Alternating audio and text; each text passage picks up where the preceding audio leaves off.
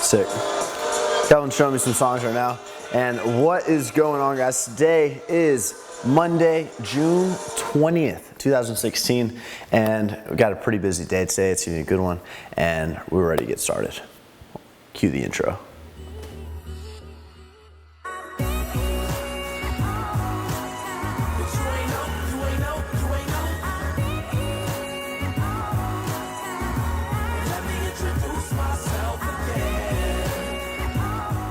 I have no idea why I said cue the intro. I've never said, in the history of my channel, I don't think I've ever said that, but it just kind of came to me in the moment, and so I said it. But today's Monday morning, like I said, we're here at Mr. Car Wash. Funny story, I actually applied here when I was 16, like twice actually, and they said no both times, but this is one of the first places I ever applied for a job.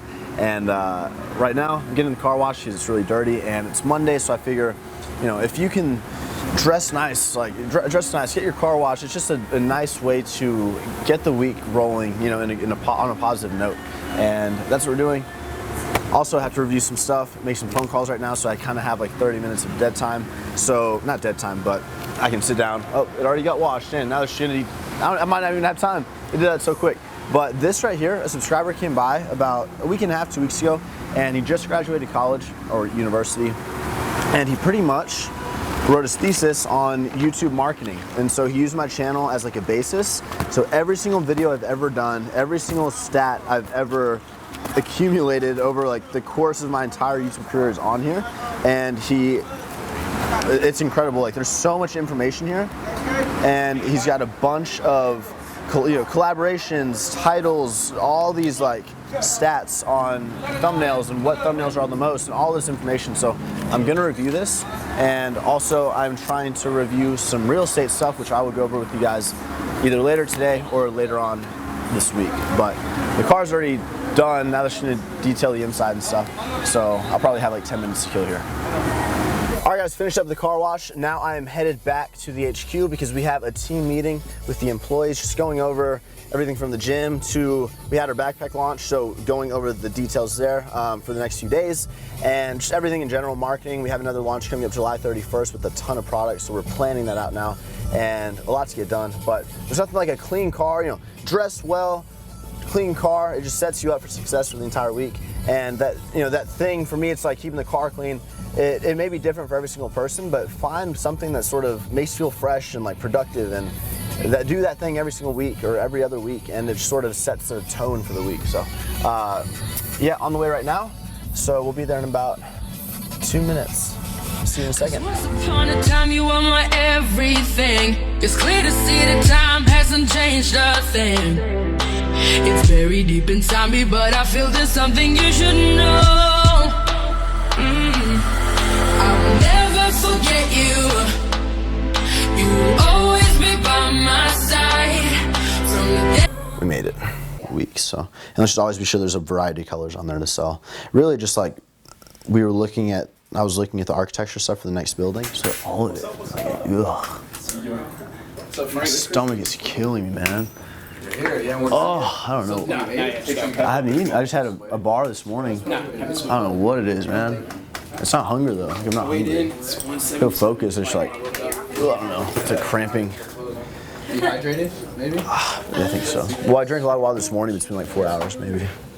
All right, what's going on, guys? Right now, I'm going to do a quick business talk. So if you guys are not interested in the business talk, go ahead and skip ahead 3-4 minutes. If you are, we're going to jump into it. The stuff I'm going to show you guys is very, you know, you don't really see this too much on YouTube or anywhere, but I want to be real with you guys. I want to show you, we're learning so much as a company. We're a little over a year old now. We're learning so much about shipping, so much about products, so much about manufacturing, and sourcing and getting things made overseas and working with different countries and things like that. And I don't see a reason why we can't share that on this channel. I think that's very valuable information. And this doesn't just go for, if you're trying to do a clothing brand. You can literally produce whatever you guys want overseas. Like any product you have, any idea you have, typically you outsource. And I'm just gonna break everything down, be honest with you guys. So you guys know last week I talked about how I made a wire transfer at the bank for the biggest investment that we've ever done, right? It was almost 3 times the size of our second biggest investment. Now, there's a bunch of stuff coming that's for the rest of 2016, but the primary chunk of that was gonna be our jogger, our version 2 joggers, right? We've been sold out of joggers forever. The quality that we have now coming is increased. The fit is better, the material is way better, everything is just like refined and they're amazing, right? Let me block that phone call, okay. So I'm not gonna show you guys the exact cost of everything, but we're just gonna use X product for, that's gonna cost us X amount of money, okay? So we can, you can say these dry erase things, or you can say these Mios, or you could say these phone cases, or this iPhone, or this backpack, whatever you wanna use, that's gonna be our X product. So our X product, we're gonna say, we ordered joggers X product, we're just gonna say 50,000 units, okay? So 50,000 units. And our goal placing that massive order was to last us anywhere from 8, 9, 10 months of inventory, to have stock left over, okay? So 50,000 units. And we're gonna say that the cost of this is, just to keep things simple, we'll say $20. Okay, right now, we are currently working with 3 different manufacturers. We have Turkey, we have China, and we have Bangladesh. Turkey, right here, this is gonna be the fastest. Turkey can get the product to you fast. They are fast, they are expensive. This can be due to just, it's not necessarily quality, it's more so time frame, it's more so, the society in Turkey is more established than, let's say, Bangladesh, more established in China. So Turkey is fast, expensive, they're good, and they can get the product to us by October, by air, okay? And if we want to use Turkey, we can also get it by ocean by, let's say, February 1st. So, China, not as fast, Bangladesh even slower, but that's sort of the pros and cons of using Turkey. That's why we're using Turkey to get, this is why the 50,000 units we ordered through Turkey. All right, now, like I said, we're hoping for a shelf life of about 8, 9, 10 months so we can have inventory. This is gonna be air, this is gonna be ocean. What we planned on was ordering X amount of units, that's 50,000. We're gonna do 25K by air, 25K by ocean. The cost on air, we're gonna say we'll say $20, because that's what I said down here. The cost by ocean, we're gonna say that, again, rough estimate, we're gonna say $18. Okay, now that would mean our total cost, 50,000 times average of 19. That would be our total cost for these joggers or X product. Now with China, because we're getting these done no matter what. These are coming in October, we're launching these, and those will last us. But this is where we can actually save some money, because if you look at China, if we do the exact same product, same quality, they just need more time, right? China needs more time, Bangladesh needs more time. We have the exact same product getting sampled here, which if we air freight, so we'll say air and ocean, say this costs us 17, and this will cost us about 14.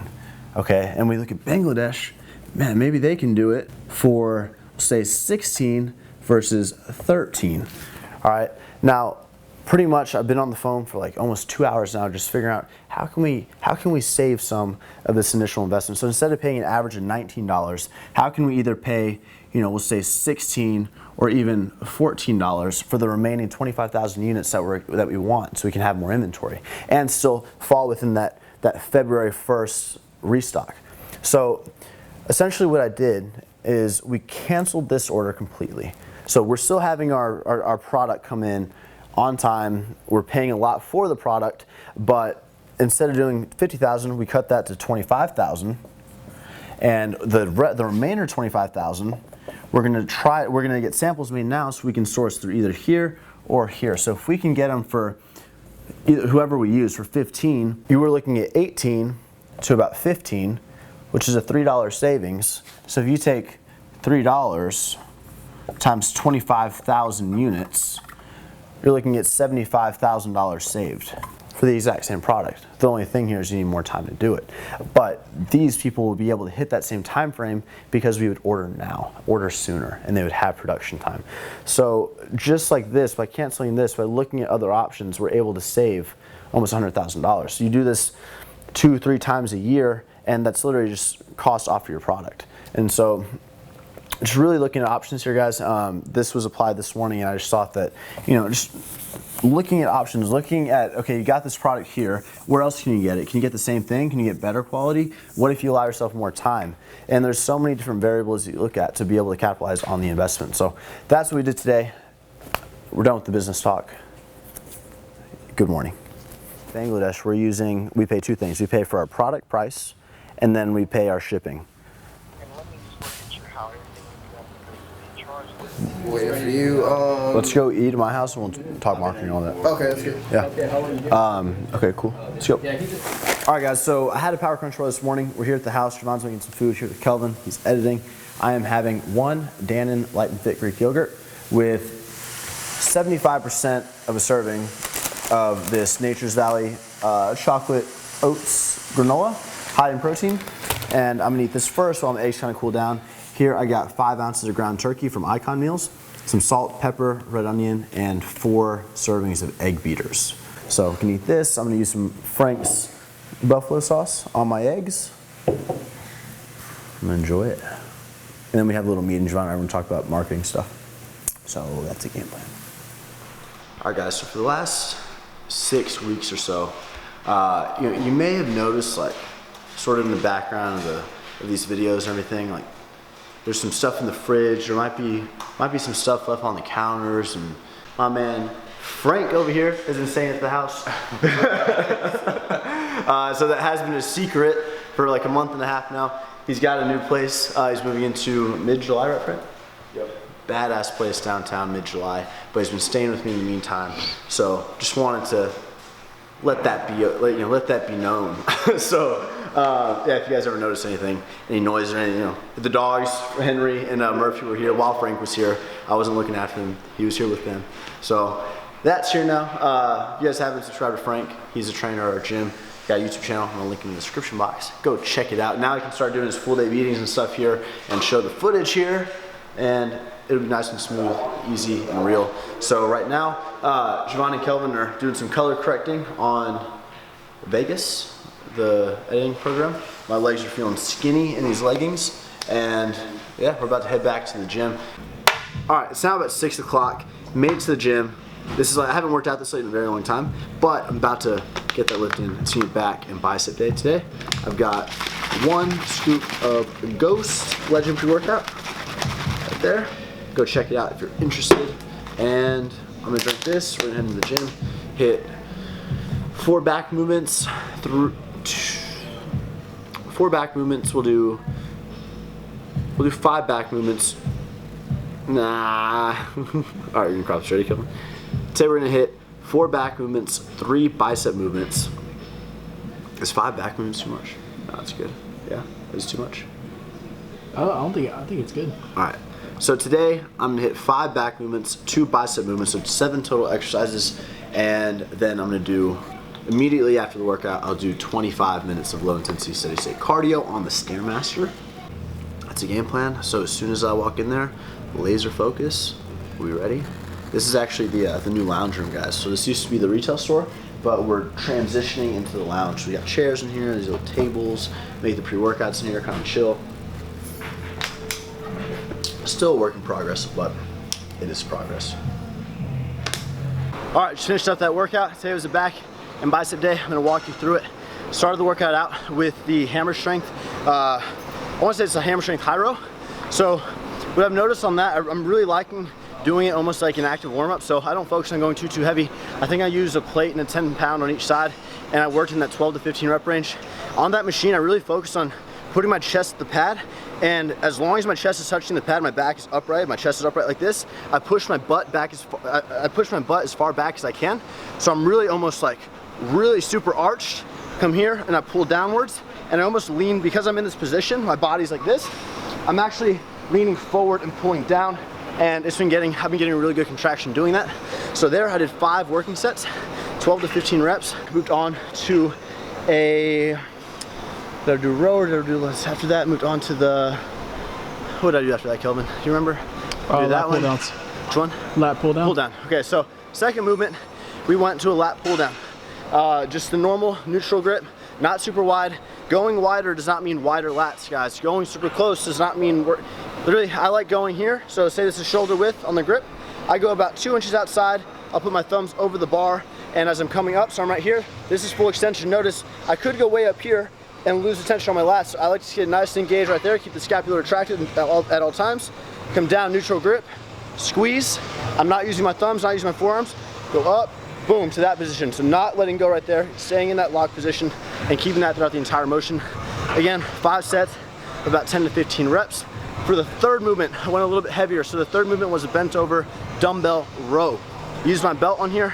I really just use my belt because I'm getting really lean here, guys, and I'm trying to stabilize. I'm trying to use as much weight as possible. It's easier for me to go heavy if I have some stabilization. So all the belt does, it helps you create more intra-abdominal pressure, aka let your stomach push against the belt, you stay tight, go a little bit heavier, and really focus on working the back. So I think I used 65 pounds, I bumped up to 75, and I want to say even 80 for a few sets. I think we did 6 total, 5 to 6 working sets. And that's the thing about my training right now, guys. If something is feeling really good to me, if one specific exercise and movement is feeling really good, I'm gonna keep going. I'll go 4, 5, 6 sets, really get the most out of it. And that was that on there. Slight bend in the knees. I like keeping my feet a little bit closer because if you go super wide, I notice the dumbbells kind of hit my side. So I'll go closer grip on my, or closer stance on my feet, pull the dumbbell straight up. I try to keep my head neutral so I'm not arching my neck up like that. Head neutral, chest up, knees bent, pulling up right next to my legs and holding for a split second, contracting my back, letting go. So that was the third exercise. From there, moved on to the bicep movement. So today I did an easy curl bar. Now, 5 total working sets. I did 3 sets wider, and with the easy curl bar, I decided to go a little bit heavier today. I used 35 pounds on each side. So I went 3 sets wide, okay? And then I did 2 sets close grip. Slight change in the grip placement. Sorry, I'm kind of out of it right now, guys. I'm freaking tired. Slight change in the grip placement. 5 total working sets within that 6 to 10 rep range. So I did go heavier on that, like I said.